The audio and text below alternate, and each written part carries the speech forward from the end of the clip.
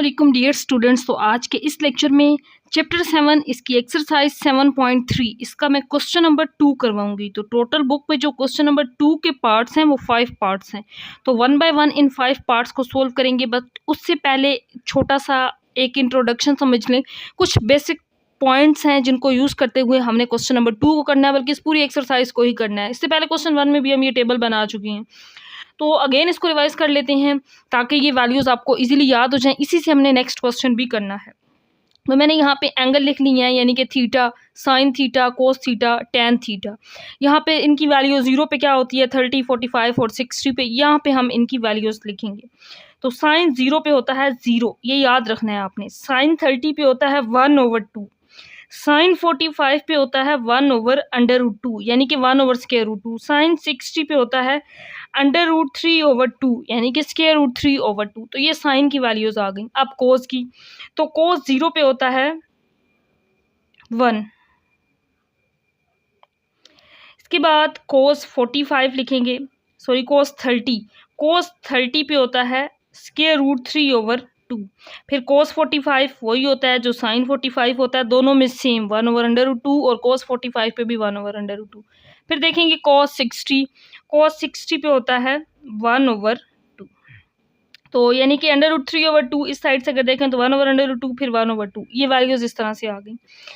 अब इसके बाद टेन की वैल्यूज देखेंगे, तो टेन 0 पे होता है 0, क्योंकि टेन होता है साइन ओवर कोस, तो 0/1 आंसर 0।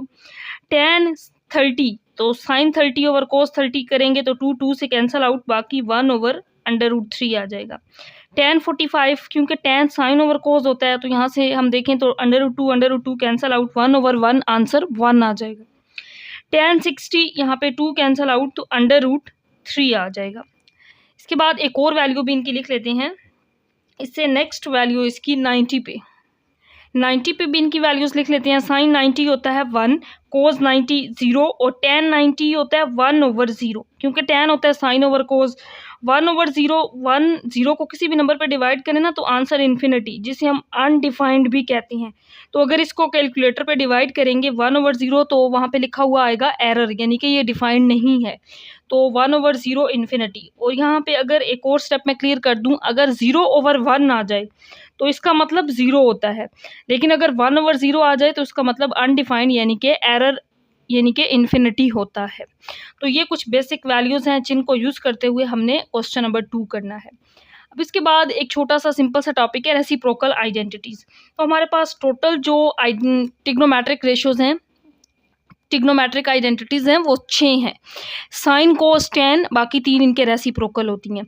तो यहाँ पे हम लिख लेते हैं तीन जो मेन हैं ट्रिग्नोमेट्रिक रेशियोज़, वो हैं साइन थीटा, कोस थीटा और टेन थीटा। ये 3 मेन आइडेंटिटीज़ आ गई।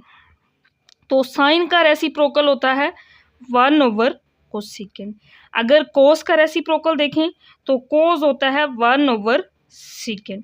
अगर टेन का रेसिप्रोकल देखें तो 1/कॉट थीटा। तो ये कहलाती हैं इनकी रेसिप्रोकल आइडेंटिटीज़। अगर यहाँ से एक और चीज़ भी हम यहाँ से इस तरीके से भी लिख सकते हैं कि कोसेकेंड थीटा आ जाए कहीं पे, तो उसका मतलब होता है 1/साइन थीटा। अगर हमने सेकेंड की वैल्यू निकालनी हो तो यहाँ से सेकेंड निकालेंगे तो ये आ जाता है 1/कॉस। इसी तरह कहीं पे अगर कॉट थीटा हो तो उसको 1/टेन भी लिख सकते हैं। तो ये है रेसिप्रोकल आइडेंटिटीज़। मेन तो 6 आइडेंटिटीज़ हैं, साइन कोस और टेन 3, बाकी 3 इनके रेसिप्रोकल होते हैं। साइन का रेसिप्रोकल कोसेकेंड, कोस का रेसिप्रोकल सेकेंड और टेन का रेसिप्रोकल कॉट होता है। These are called reciprocal identities. तो अब स्टार्ट करते हैं क्वेश्चन नंबर 2। ये बताने का मतलब ये था रेसिप्रोकल आइडेंटिटीज़ का।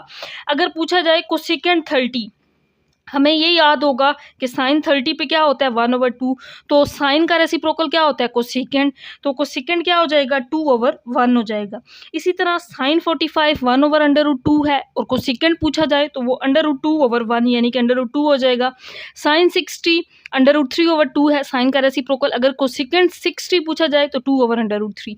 इसी तरह कोस का रेसिप्रोकल होता है सेकेंड, तो सेकेंड 30 पे क्या होगा 2/√3, यानी कि उसी वैल्यू का रेसिप्रोकल ले लेंगे। तो ये अगर 3 वैल्यूज़ याद कर लेंगे तो फिर इनकी रेसिप्रोकल वैल्यूज़ इजीली हम निकाल सकते हैं। और इस टेबल में भी पहले ये वैल्यू 0, 1/2 इस तरह से स्टार्ट हो रही हैं, फिर इस साइड से इनको लिखें 1/√3/2, 1/√2, 1/2 और फिर 0, क्योंकि फिर इसके बाद tan आ जाता है जो कि साइन ओवर कोस होता है, तो इनको डिवाइड किया है तो ये tan की वैल्यूज़ आ गई हैं।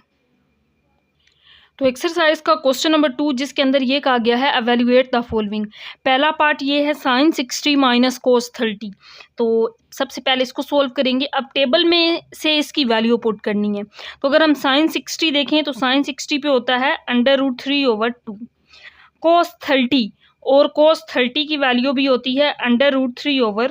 तो ये वैल्यूज इससे पहले मैंने टेबल में लिखी थी। यहाँ से अगर हम देखें तो साइन 60 √3/2, फिर कोस 30, तो कोस 30 पे क्या होता है √3/2। तो मैंने इन वैल्यूज़ को यहाँ पे पुट कर दिया है। अब यहाँ पे एलसीएम ले लेंगे। एलसीएम आ जाएगा 2, ऊपर √3 आ जाएगा, यहाँ पे भी √3। तो ये प्लस माइनस 0/2, तो 0 को किसी भी नंबर पे डिवाइड करें तो आंसर 0 ही आता है। तो इस पहले पार्ट का आंसर होगा 0। इसके बाद नेक्स्ट पार्ट नंबर 2 है, तो इसकी वैल्यूज पुट करेंगे। अब साइन ये हम बल्कि सबसे पहले सेकंड 45। तो हमने ये देखना है कि सेकंड किसका रेसिप्रोकल होता है। सेकंड तो कोस का रेसिप्रोकल होता है। तो कोस 45 क्या होता है 1/√2। अगर उसका रेसिप्रोकल ले लें क्योंकि सेकंड 1/cos होता है तो ये सिर्फ √2 आ जाएगा। फिर कोसेकेंड 45, तो हम ये देखेंगे कोसेकेंड का रेसिप्रोकल क्या है साइन है। साइन 45 पे क्या होता है 1/√2 होता है, तो उसका रेसिप्रोकल कोसेकेंड वो सिर्फ √2 आ जाएगा। माइनस साइन 30, और साइन 30 पे वैल्यू होती है 1/2। फिर हम लिखेंगे वैल्यू कोस 60 की, और कोस 60 पे वैल्यू होती है 1/2। तो ये वैल्यूज़ मैंने जहाँ से टेबल से लिखी हैं, मैंने स्टार्ट में वो टेबल बताया था उसको मैं यहाँ पे दोबारा एक्सप्लेन भी कर देती हूँ। साइन 45 1/√2, साइन का रेसिप्रोकल होता है कोसेकेंड, तो कोसेकेंड इसका रेसिप्रोकल √2 हो जाएगा। √2/1 मीन्स √2 होगा। फिर कोस 45, कोस का रेसिप्रोकल, ये मैंने इसी वजह से रेसिप्रोकल आइडेंटिटीज भी लिखी थी। तो कोस होता है 1/सेकेंड, इसी तरह सेकेंड होता है 1/cos। तो √1 ये करेंगे तो ये √2 ही आ जाएगा। फिर इसके बाद नेक्स्ट वैल्यू थी क्वेश्चन के अंदर थी साइन 30 और कोस 60। तो साइन 30 1/2 और कोस 60 भी 1/2। तो इन वैल्यूज़ को यहाँ पे पुट कर दिया है। अब सिंप्लीफाई करते हैं। √2 और √2, ये √2 का स्क्वायर आ जाएगा, -1/4 आ जाएगा। तो इसका स्क्वायर लेंगे, कैंसल आउट 2 - 1/4। एलसीएम ले लेंगे, एलसीएम 4, यहाँ पे कोई वैल्यू नहीं है मीन्स 1 है। 4 2s are 8, 8 - 1 करेंगे तो इसका आंसर आ जाएगा 7/4। ये इसका आंसर होगा पार्ट नंबर 2 का। इसके बाद है पार्ट नंबर 3। अब यहाँ पे π/3 π/6 फॉर्म में है, लेकिन टेबल में हमने वैल्यूज़ 30 45 60 पे याद की होंगी, तो हमने पहले इसको डिग्री में कन्वर्ट करना है। तो यहाँ पे हमने पाई की जगह पे पाई की वैल्यू पुट कर देनी है। तो जहाँ पे भी पाई है वहाँ पे 180 डिग्री, इसी तरह नीचे डिवाइड में 3 था उसको एज इट इज़ लिख दिया। π/6 पाई की वैल्यू पुट करेंगे तो 180 डिग्री ओवर 6 आ जाएगा। अब यहाँ पे भी पाई की जगह पे पाई की वैल्यू पुट कर देंगे 180 डिग्री ओवर 3। tan π/6 है, पाई की जगह पे वैल्यू पुट कर देंगे 180 ओवर 3।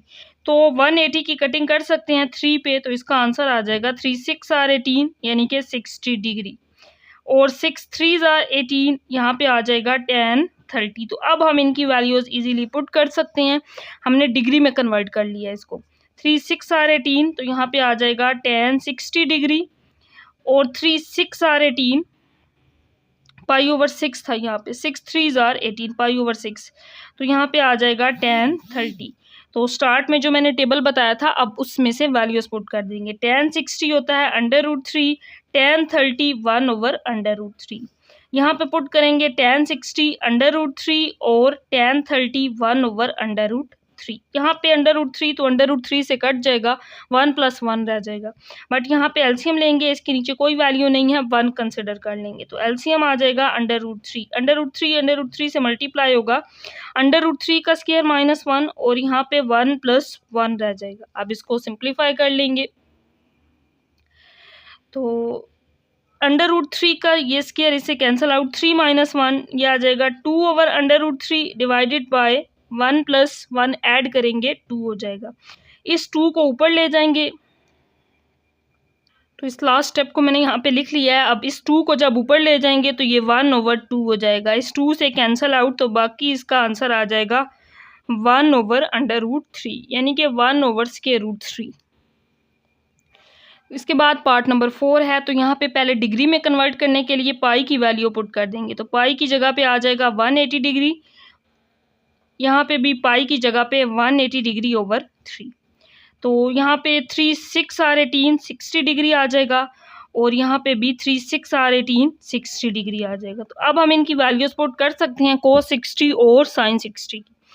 तो cos 60 की वैल्यू होती है 1/2, क्योंकि स्केयर था इस वजह से इसका स्केयर लेंगे। sin 60 की वैल्यू होती है √3/2, क्योंकि यहाँ sin स्केयर था इस वजह से इस वैल्यू का स्केयर लेंगे। तो स्केयर 1 का स्केयर 1, 2 का स्केयर 4 आ जाएगा। तो यहाँ पे √3 का स्केयर और 2 का स्केयर 4 आ जाएगा। नेक्स्ट स्टेप में एलसीएम लेंगे, एलसीएम आ जाएगा 4, यहाँ पे 1 माइनस ये से कैंसिल आउट 3 रह जाएगा। 1 - 3 करेंगे -2/4, तो कटिंग कर सकते हैं। 2 1s are 2, 2 2s are 4, तो 2 1s are 2 और 2 2s are 4, तो इसका आंसर आ जाएगा -1/2। इसके बाद नेक्स्ट पार्ट नंबर 5 है। अब इसमें भी पाई है। सबसे पहले डिग्री में कन्वर्ट करने के लिए पाई की वैल्यू पुट कर देंगे। जहाँ जहाँ पाई है वहाँ पे 180 पुट कर देंगे। 180/2 cos π/3 है, तो cos 180 डिग्री ओवर 3 आ जाएगा, माइनस cos पाई की वैल्यू पुट करेंगे 180 डिग्री ओवर 2 sin π/3, पाई की जगह पे 180 डिग्री ओवर 3। तो जहाँ जहाँ पाई था वहाँ पे 180 पुट कर दिया पहले स्टेप में।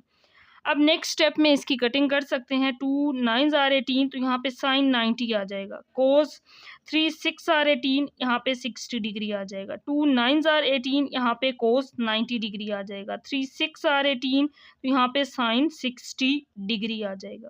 तो अब ये सारी वैल्यूज़ मैंने स्टार्ट में टेबल में बताई थी, जो टेबल आपने याद करना है, वहाँ से वैल्यूज़ पुट कर लेंगे। सबसे पहली वैल्यू sin 90, तो sin 90 पे 1 होता है। सबसे पहली वैल्यू है sin 90 पे 1। फिर cos 60 1/2। इसी तरह फिर cos 90, तो cos 90 पे 0। ये सारी वैल्यूज़ यहाँ से पुट कर लेंगे टेबल वाली। तो sin 90 पे होता है 1, cos 60 पे 1/2, cos 90 0, sin 60 √3/2। 0 से ये वैल्यू मल्टीप्लाई हो जाएगी, तो ये तो 0 ही हो जाएगी, ये वैल्यू 0 ख़त्म हो गई। बाकी यहाँ पे ये वैल्यू रह गई 1 1s are 1, 1/2 इसका आंसर आ जाएगा। -0 करेंगे तो आंसर 1/2 ही रहना है, इसको मैंने यहाँ पे ही 0 कर दिया है, तो ये इसका आंसर आ जाएगा।